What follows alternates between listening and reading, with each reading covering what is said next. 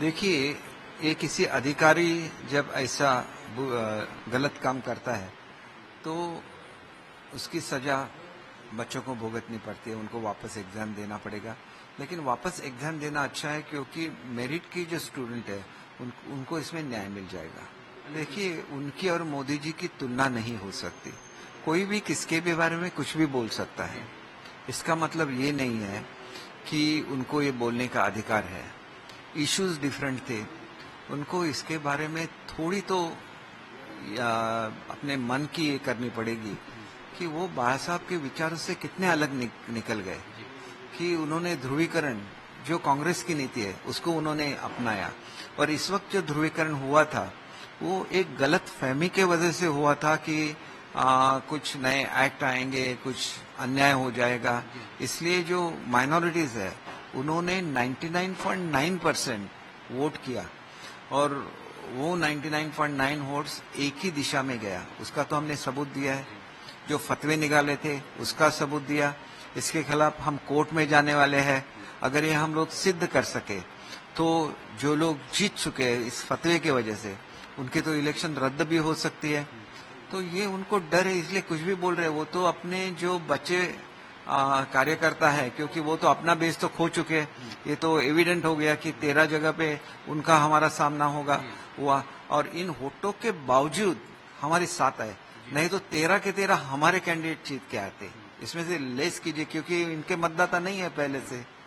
तो इसका मतलब साफ है कि बाबा साहब के विचारों से अलग निकल गए, कांग्रेस के तरफ हो गए। फिर उनको तो कांग्रेस में शामिल होना चाहिए और राहुल गांधी को बुलाना चाहिए अपने कैंपेनिंग के लिए।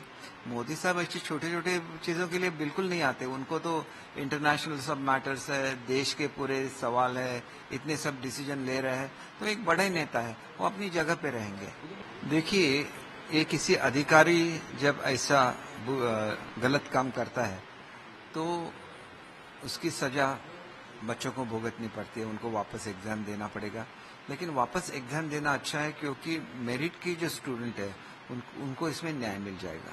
देखिए, उनकी और मोदी जी की तुलना नहीं हो सकती। कोई भी किसके भी बारे में कुछ भी बोल सकता है। इसका मतलब ये नहीं है कि उनको ये बोलने का अधिकार है।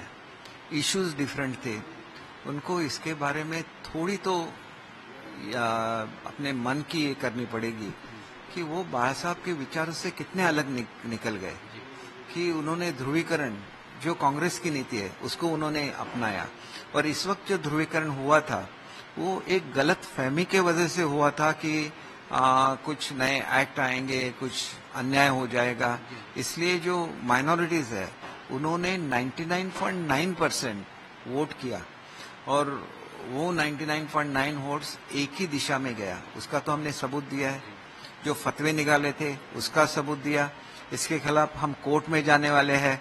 अगर ये हम लोग सिद्ध कर सके तो जो लोग जीत चुके हैं इस फतवे की वजह से, उनकी तो इलेक्शन रद्द भी हो सकती है।